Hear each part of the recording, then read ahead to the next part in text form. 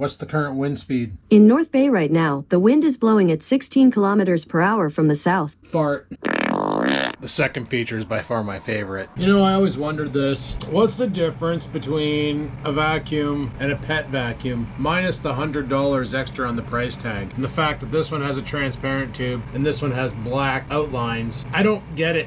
They're both the same thing. Is this a 40 volt? No, it's 18. I'm gonna say maybe the pet vacuum just has more power. But it's funny, right? Because they sell the cordless stick with the charger and a battery for $199, or just the tool alone for $228. What the frig? Guess it doesn't really matter because they don't have any freaking stock. I could order one, apparently delivery today or tomorrow. I don't understand how that works. I really want that vacuum to replace the old Bissell, because the old Bissell, I cleaned out the filters, cleaned out everything on it, and she just doesn't suck. Some men know my frustration. So I was gonna go on the kayak today, but as you saw, the winds are pretty heavy, which means the waves are gonna be pretty heavy, which means I don't think I want to risk it for a biscuit. Could work on the boat, but I'm gonna be honest with you, I really don't feel like doing that today. I'm kind of zonked. I woke up today and I just had a monster to try and bring some life into my corpse. That worked as expected. In other words, it didn't. I'm thinking about rolling out to Walmart because I need to get some food for the week. Oh, for lunches. That was the monster speaking. That was my monster growl. My monster growl. But yeah, I was like, I need to go to Walmart and get some chicken breast. That's what I bring in my lunch. I only go to the office 3 days a week. When I'm at home, I just pull random shit out of the freezer and cook it. But in the office, I usually bring chicken breast with me, and that's what I have for lunches. But yeah, I'm just not feeling motivated to do much today. I'm kind of just blah. But I should go into the garage and mix some oil in the jerry can. Then on the way back from Walmart, stop off at the gas station and put 25 liters in that tank. Like, it's funny, I come outside and it doesn't even feel windy. It feels like it's raining. It is raining. Huh, okay, well, shit. Kind of ruins the plans to do anything today. They weren't calling for rain, but now it's raining. So yeah, I guess today's just gonna be let's see what we do day. And the whole reason why I was considering fishing is I might as well let the cat out of the bag, because I don't know when I'm going to be able to shoot this video or what I'm going to use to shoot this video. I'm going to show you what I got from the dollar store. Anybody in Ontario, maybe all over Canada, I'm not sure, but you probably know that they no longer give plastic bags when you go to like Walmart or grocery stores. They force you to buy these cloth reusable bags, right?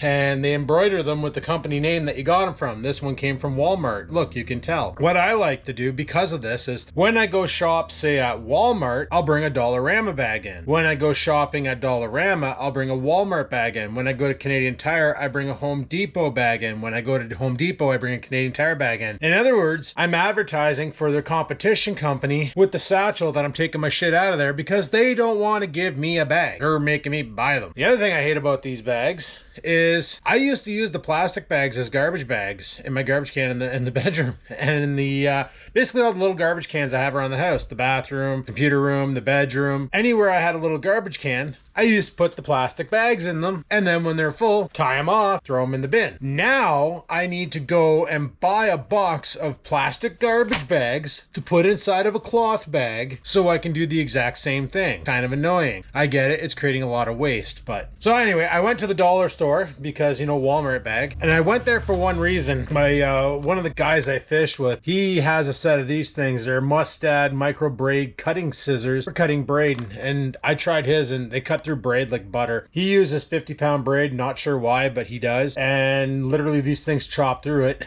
and they were only like $2 at the dollar store. So I was like, oh frig, sweet. So I went and scooped these up, and then while I was there, I was browsing the fishing stuff, and for $1.25 I found more of these drop shot weights. I paid $5 at Canadian Tire for the drop shot weights I bought for this pack here of Red Wolf, when the same damn things were at dollar store just in an orange container for half the price. Talk about a big piss off. However, the pièce de resistance that I saw there, I'm like, I saw it, I wasn't gonna grab it, and I'm like, no, I got it, because this is simply amazing. Like, Dollarama, you're stepping up your fishing section, and every year I go in there, every year I find a new gem for fishing. Like last year I found all those spoons and different spinner baits and crankbaits and all sorts of crazy stuff, like $2 bag of stick baits, swim baits, all sorts of stuff. This time, guys, I can't believe this. This is hilarious. You ready for this? I found a freaking spinning reel. I found a freaking spinning reel. The Mako 2000 spinning reel. $4.75 for this puppy chucker. I don't know what kind of line is on it. I know it's monofilament. I don't know the pound test of it because they don't tell you. I haven't opened it yet because I've been waiting to do this on camera. And I'm opening it now. Yeah, there's the price right there, $4.75. So, this thing looks like it would be amazing on an ice fishing rod. Now, it's an all plastic construction. I'm expecting it to be tomato soup. Oh God. Can you hear that? Yeah. Remember how, you know how they put bearings in reels? Yeah, this one doesn't have them. So this literally, I expect it to grenade. Does it have a line catch? Like, where's the end of the line? Oh, it does. It actually does. Oh, that's cool. I like those on these reels. That one's off-centered, mind you, but I like those on these reels because then when you're done fishing, if you have a break-apart rod, you can just tuck the line in there, break apart your rod, and fire it in your truck or a car or whatever. But it's a 5.2 to 1 gear ratio. Now, one of the old reels I have, see, this is the Zebco reel that came with the telescopic Zebco, but it is literally a 2 to 1 return. I tried fishing with this in the past. It was horrendous. It's like you're reeling for a half an hour and your bait's barely moving. No bueno. So I saw this and I was like, okay, 5.2 to 1 gear ratio, decent. It's got, you can set the drag, but it's kind of tomato. No idea what the poundage on the drag is. I'm sitting there going, what rod can I put this on? What rod can I actually use this on? And then I got to thinking, why not use it on the Zebco, where that 2 to 1 reel came from? Slap this puppy on here, and then we just bring this kayak fishing with us too, because it's pretty good. It's a pretty good rod. You know, it's got some length on it. It can cast pretty good. I already know that these Zebco rods are pretty damn good. I have the other one here, the spin cast rod. I had the Zebco spin caster reel on it. It's broken. I broke it on a pike. The drag system failed, and now it just, you got to hand line it. It doesn't reel right. Like, you'll be reeling and all of a sudden it's just like, it doesn't catch and the line just slips and it spins and nothing happens. So that one's fried. This is the Shakespeare spin cast from the GX2 Ugly Stick. I stuck it on here, but this rod pulled in like a 32-inch pike, was folded over and just took the abuse. So if this ready tackle can do it, I'm thinking this ready tackle can do it. But I'm pretty sure the weak point is going to be this Dollarama $4.75 reel. That's why I was thinking about going fishing today and sending this sea sucker out. Maybe bring this guy along too. Why not, right? Bring these little telescopics with me. And I have another telescopic over here too. I haven't played with this one much. This is the Iron Eagle Claw. Yeah, the Eagle Claw. And it's got a Zebco 33 on it. I like the Zebco 33s. I find they cast well and they retrieve well. I don't know what the retrieve on this is. I think it's 5 to 1 or something like that. It's pretty good. It's pretty quick. Not as quick as the Bullet, but it's up there. So I got these 3 telescopics. And then while I was digging around, I found another telescopic rod. I found this one here and I don't remember when I got it, or for that matter, how long it is. Probably about a 7-footer, maybe an 8-footer. Yeah, it's a good 8-footer. So I was also contemplating on putting that Dollarama spinning setup on here and just going down to the dock and sending it out and just seeing what can happen. But then I was like, I don't feel like launching the kayak today because I just don't. I'm bushed, guys. Yesterday took a lot out of me. Like, that was a busy freaking day. A lot more than I was expecting. So that's what I'm thinking about, just prepping for getting the boat started. I chatted with my buddy Adam yesterday about it and he gave me some ideas. Like, he's like, maybe the gas pickup line isn't good because some people, what they'll do is, if the gas pickup line breaks, is they'll use like surgical hose instead of proper fuel line in the tank. It works, but it kind of rots fast. So when that happens, you're pretty much euchred, right? So you got to go and replace it. And he said that could be your situation. He goes, when you pump it, do you hear anything? I said, well, yeah, I hear the gas squishing. Like, still raining out here, or did it stop, or what the frig? Like, right now the gas isn't hooked up, so I don't know what it's gonna do.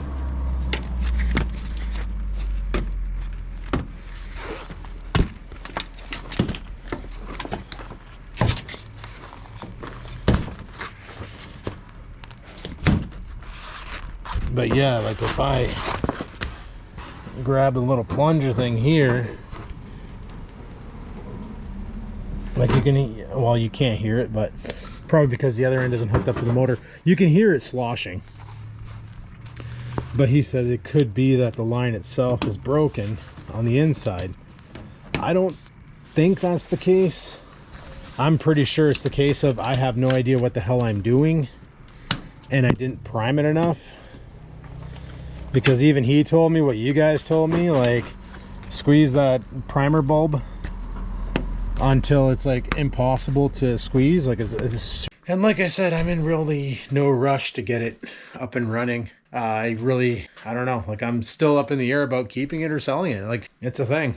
Because I have my kayak, and whenever I go fishing, I always go solo man 5,000, or I jump in a buddy's boat. I don't plan on going on the boat by myself ever. If I am going to launch the boat, I'm probably going to talk to my buddy Adam and be like, hey, I'm going to be launching my boat. Want to come fishing? And then him and I can go. He's got a boat too. He's got a little, I think he said a 12, a 14, I can't remember. But he's got to get some work done on his because it hasn't run in a bunch of years. So he said he's gonna work on his too. So like we got, between him and I, we both have boats and we can go and rip some fish. So that's the thing. But I'm gonna go ahead and mix 25 liters worth of oil into this 25 liter tank. This thing has like a, every other tank I have has a fuel marker on it to show you how full it is. Okay, I take it back. This one doesn't either. Well, maybe the oil will discolor the gas enough that I can actually tell. So I'm going to go ahead and mix up some oil into this thing, 50 to 1. And it's nice because it actually tells you here how much oil to put in, 50 to 1. So 25 liters of gas. I need to fill it to that 24.6 line, give or take. Probably going to give because a little more oil won't hurt. It'll just make it smoky. But apparently this oil I bought doesn't smoke, so that's cool. Where the hell did I put it? Guys, I'm telling you. I'm telling you. I don't know about me 90% of the time. Okay, I'm going to have to locate the oil. There it is. Oil has been located. I just put a bag on top of it. I'm going to get this mixed up. We're going to head to Walmart, then hit the gas station. Put some high octane 91 because that's the best we have in North Bay. Shouldn't have ethanol in it. Shouldn't green death the carb. And then we'll come back here and just see what the hell we can get up to. Alrighty. Use my little container. Might have put a little bit too much oil in there. By that I mean I missed the mark. That's why you should never look at things on an angle while you pour them, because you'll miss the mark. Let's head over to Walmart, get our groceries for the week, potentially other things too, and then we'll get some gas.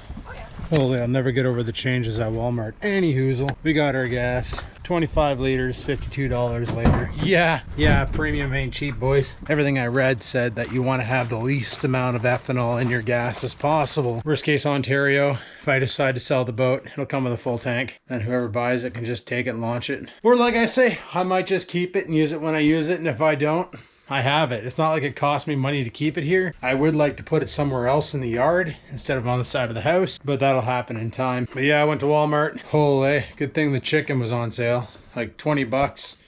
It's still pretty expensive for 6 pieces of chicken, but that'll last me my Monday, Tuesday, Wednesday. Like I say, Thursday and Friday. When I work from home, I usually don't eat much during the day. I'm here, so I'm not too, I don't know. It's just like when I'm in the office, I get bored eating. I don't know if it's bored eating or the fact that I'm around other people eating delicious food that I get hungry. And by delicious, I mean it smells good. I haven't had good taste buds since COVID. So literally I base my food on deliciousness by the way it smells. So I'm pretty sure durian tastes like ass, but I could be wrong. So yeah. Got the gasoline. Piss and rain out right now. I don't even want to deal with this today. It's going to be another day for that. But like my buddy Adam gave me a bunch of pro tips on getting the boat going. He offered to come over today, but like he messaged me. He's like, it's raining, isn't it? And he goes, you're not working on the boat today. I said, hard no. He goes, I guess you're not going kayaking either today. I said, hard no. I said, I don't really feel like getting out there in the rain. We're literally sitting in friggin' 40-gallon buckets that have no drains. They fill with water. We end up at the bottom of Davy Jones' locker. Probably not a good idea because you don't know, like it wasn't raining when I was going to Walmart, and then I get into Walmart, do my shopping, get out, walking back to the truck, it's pissing hard, go to get gasoline, go into the Circle K to pay for it, walk out, It's spitting. It's like the clouds, they're obviously moving, and dense clouds are hitting and then they're going away, and then light clouds are just spitting. But yeah, it's not a good day for anything. Like yesterday would have been a prime day to do a bunch of stuff, but I had a bunch of activities to bring my sanity back down to normal, because since starting this new role, since the promotion, the job's gotten a lot more intense, and it's a lot heavier. I need to adapt, and I am adapting. It's a good challenge, but like, that's life, right? If you think about it. What is life? You're faced with problem after problem after problem. You have two choices. You can either give up and do nothing and succeed at nothing, or you can get to work, right? You can get to work. You can solve those problems. You can solve them one after another and after another. And the more problems you solve, the more successful you become. That's life in general. Like all these rich people out there, they weren't just born rich. They had problems. They got to work. They got to where they are today. A lot of people don't see that. All they see is the end result. They don't see the blood, sweat, and tears that went into getting that end result. If you want something, you got to give her. Don't expect it to be handed to you. You got to go after it. You got to work. You got to push. You got to do stuff. And that's always been my motto since day one. Even when times were tough back in the day, when I wasn't... when I was struggling, from 2017, when I made the stupid mistake. Well, I say it's a stupid mistake, but I'm glad I made it because I love my truck. But I made the stupid mistake of buying my truck. I needed a new vehicle. Buying a used vehicle, the payments were about the same as buying a new vehicle. I could have just fixed up the G6 and drove it for a bit longer, but who knows how long it would have lasted, because that thing was pretty hurting. And it probably would have cost me like $2,000 to fix it up and get it about up to snuff to get another, year and a half, 2 years out of it. So, but by buying the truck, I literally put myself into a state of truck boredom where I couldn't afford fuel it or buy food at the same time. I had to pick. Do I eat, or does the truck needs to eat? Because I need to go to work so I can afford to feed the truck, which is why like a lot of people were cursing COVID. For me, it was like a blessing because I got to work from home. The truck never rolled. I didn't burn gasoline. Now I could afford to buy food. You see how that worked out. For some, it was a problem. For me, I made it a solution. And that's been my life nonstop. And that's what a lot of people don't understand is all throughout my life, I've had challenges. It's been nonstop. Any problems in your life, like I say, you just gotta go after it. Just like this boat, this motor. When I first took the cowl off, I was intimidated. I'm like, holy shit, there's a bunch of stuff under here. And then after I inspected it more and more and more, I realized this motor is very, very simple. There's just a lot of brackets. It is no different than the motor on this thing. It is no different than this. You know? And I've worked on those. I've rebuilt those. I've done a bunch of work in the past on those. I rebuilt an entire snowblower's drivetrain. I can learn stuff. I just need to take time and do it. And sometimes you just have to, if you're going to make a video about it, sometimes you just got to ignore the comments. And I think this is what kills off a lot of new YouTubers is they jump into a scene like they try fishing for the first time, and then they get all the pro anglers come out and tell them they're full of shit and they're doing it wrong because they're not doing this knot, or they're not using this lure, or the way they cast is dumb, and they get discouraged and they quit because of the comments. They either quit fishing or they just quit YouTubing and go from there. Like a lot of people just get discouraged by others. And I don't know if it's the other's position to, or if that's their way of bullying people and to stop doing what they love. I don't know. But like, honestly, people need to be more supportive of other people. And that's what bothers me about society today, is how quick people are to be critical because the internet is sort of anonymous. You know, everybody's hiding behind a keyboard or a cell phone, so they can go ahead and flap their gums without any repercussions. We're back before the internet, because yes, I do. Back in my day, right?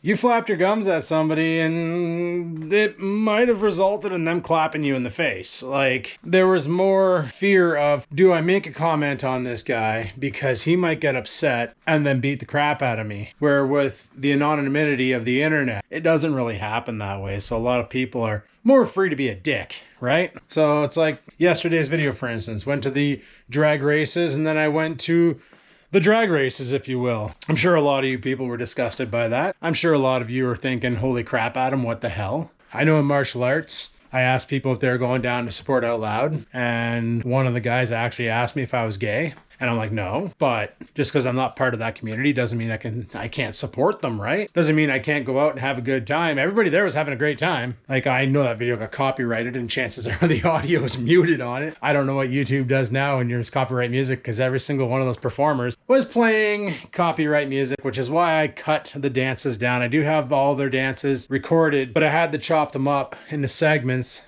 hopefully to avoid copyright so the audio doesn't get muted. Could give two shits about the monetization, but at least if the audio's there, like there's a lot of good performers. I had to cut out the martial arts performer for Gateway. I think they're just called Gateway Martial Arts, because they had some hardcore copyright Metallica playing, and that would not have ended well. I don't need Lars banging down my door asking me for money, because I got none to give him. So yeah, like, to avoid copyright strikes, but chances are that video is copyright striked out the ass, because even at the drag races in the morning, there was a bunch of country music playing and some AC/DC and some ZZ Top and all sorts of crazy tunes. And I know the camera picked it up over the burnouts, so it's one of those, who cares? Like, the video is either gonna have audio or it won't, and if it doesn't, I'll just pooch it. And if it does, then cool. And if it has somehow magically monetization, then cool. If it doesn't, who cares? Right? The only reason why I turn on monetization is because if I don't turn it on, YouTube's still going to throw ads on the video. I might as well make something from it, right? Even if it's, what, 55%, I think now is their cut. It used to be 68, but now it's 55. I might as well make some skrill from it. But anyway, guys, due to the weather, I'm not doing much today. I just figured I would go get the gasoline for the 2-stroke, go to Walmart, get my lunches and all that sorted for the starting work week, and friggin' just get set up. And oh yeah, and show you guys the Dollarama Finds, the old Mako spinning reel. I swear to Christ, if I come across somebody using like a good reel, I'm gonna be like, oh, is that a Quantum? Yeah? Huh, cute. It ain't no freaking Mako, you know, one of those. But we'll see how that goes out. I'll get out there and fish with it. I'll make sure to make a video on that. Like I said, there was one video on YouTube that I came across of some kid doing it, and the video was shot from his like cell phone, but it was from afar. He did say it casts like shit, so I can imagine he's probably bang on, because even the Zebco with the no retrieve casted like shit. But we'll see what we do and do what we see. But anyway, guys, I'm gonna shut her down here because yeah, the weather sucks today, and maybe sometime during the week on Monday or Wednesday, if the weather's good, we can try and take that Mako out and see how she do. Maybe find a pike and see if we can blow the drag system off of it or something. Anyway, thanks for watching. Like, favorite, comment. Don't forget to subscribe, and until next time, guys, live it to win it and peace the frig out.